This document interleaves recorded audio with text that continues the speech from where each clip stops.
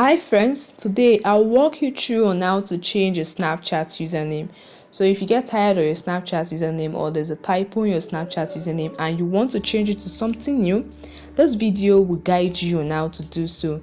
This process is easy and straightforward, so let's get straight into the video.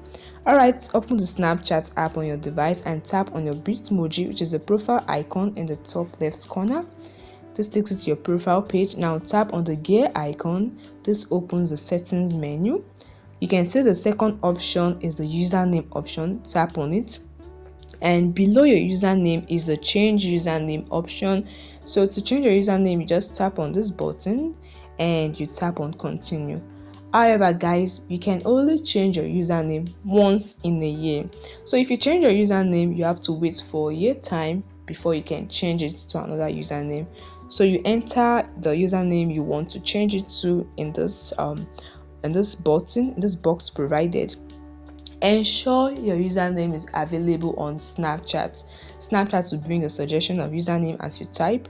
Once you're done, you tap on next, and that is how you can change your username on Snapchat once in a year. However, you can change your name as often as you want. So you just tap on your name, your display name, you tap on remove name. You have to remove your name first before you can change it to the new one.